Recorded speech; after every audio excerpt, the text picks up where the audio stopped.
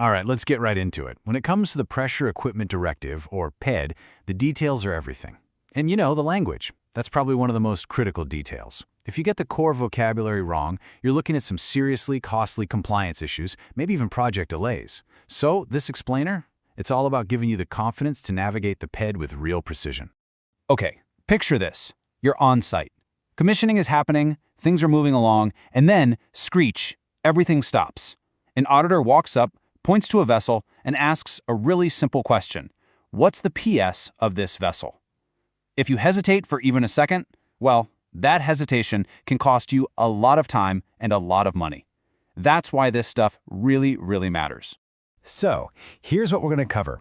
By the time we're done here, you're going to be able to confidently identify the fundamental equipment types and their accessories. You'll know how to use those 4 key parameters, PS, TS, V, and DN, like a pro. And you'll get a handle on the key market terms that define your legal responsibilities. Sound good? Let's jump in. Okay, first up, let's talk about the nouns of PED. Think of these as the absolute basic building blocks. You really can't assess what you can't identify, right? So getting this part right is, well, it's absolutely crucial for your technical file and your whole conformity assessment. So, the term pressure equipment. Think of this as the big umbrella that covers everything. Basically, it's any piece of hardware that has a pressure hazard. It's the starting point for every single assessment you do. If it fits this definition, the PED applies. It's really as simple as that. All right, now let's break that down a little. You have to ask yourself, is it a vessel, something designed to hold a fluid, like a tank or a receiver? Or is it piping, something designed to transport a fluid, like a pipeline or a manifold? This is the very first decision you have to make, and it's a big one because it determines the entire classification path you're going to follow.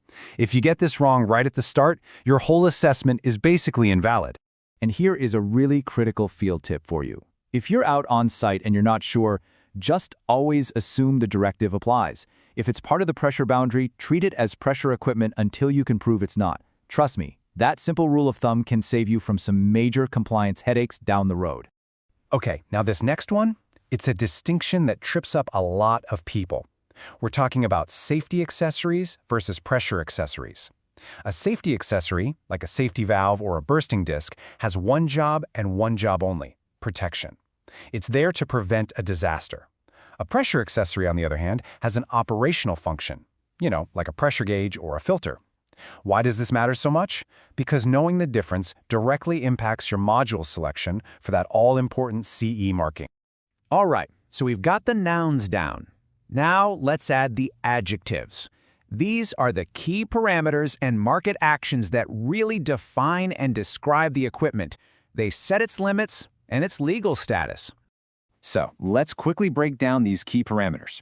You've got PS and TS. These are your design limits, the maximum pressure and temperature that the manufacturer has specified. And it is absolutely crucial to remember these are not the same as your day-to-day operating values. Then for sizing, it's pretty straightforward. V for volume is what you use to classify vessels, and DN, which stands for nominal diameter, is what you use for piping.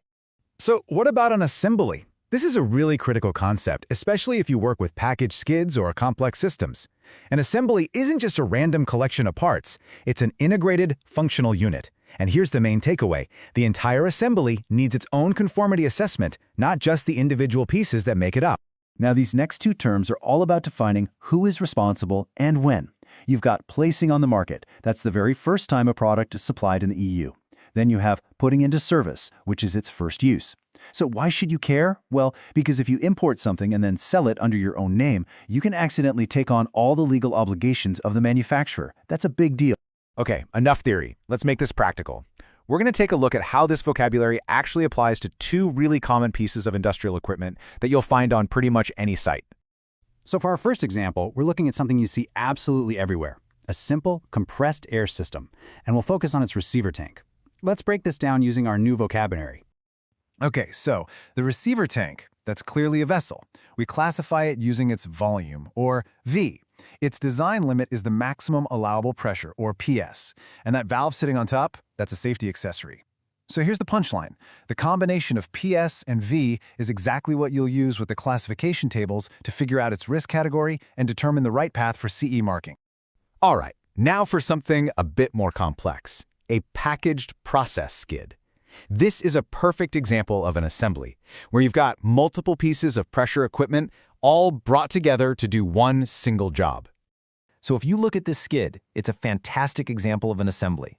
You've got a vessel, right? That's classified using PS and V. Then you've got a manifold, which is piping, and that uses PS and DN. You've also got a pressure gauge, that's a pressure accessory, and a safety valve, which is a safety accessory. The main thing to remember here is that the entire skid, as an assembly, needs its own single conformity assessment. All right, we've covered the core terms and we've seen them in action. Now let's really lock in that knowledge by looking at some of the most common and, frankly, most costly mistakes people make out there. Here are 3 classic mistakes that can lead to some major compliance problems. First up, confusing PS with the normal operating pressure. Remember, PS is the design limit.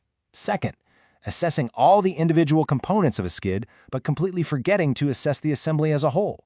And number 3, using the measured outer diameter of a pipe for classification instead of its nominal diameter, the DN, which is actually a dimensionless number used in piping standards.